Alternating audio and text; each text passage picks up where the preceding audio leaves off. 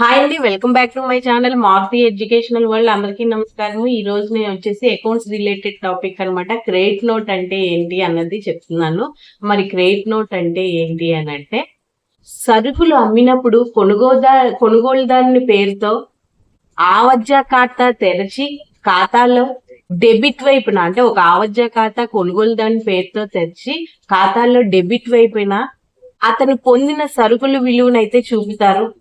అలాగే అమ్మిన సరుకు, మనం ఏదైతే సరుకు అమ్ముతామో అది బాగోలేదని, డ్యామేజ్ అని వాపసులు వస్తాయి చూడండి. అలా వాపసు వచ్చిన సరుకును ఆ కొనుగోలుదారుల ఖాతాకు వాపసుల మొత్తాన్ని క్రెడిట్ చేయాలన్నమాట.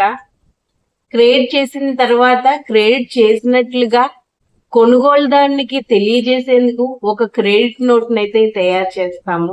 క్రెడిట్ నోట్ అనే ప్రతిని తయారు చేసి అతనికి పంపాలి. దీని ఆధారంగా అమ్మకాల వాపసు చిట్టాలో వ్యాపార వ్యవహారాలను రికార్డ్ చేస్తారనమాట. దీన్నే క్రెడిట్ నోట్ అంటారు. ఇది అకౌంట్స్ ఎవరైతే నేర్చుకోవాలని అనుకుంటున్నారో వాళ్ళకి ఈ వీడియో చాలా బాగా ఉపయోగపడుతుంది. వీడియో కానీ మీకు నచ్చితే ప్లీజ్ లైక్ చేయండి, ఛానల్ సబ్స్క్రైబ్ చేసుకోండి. Okay, thank you.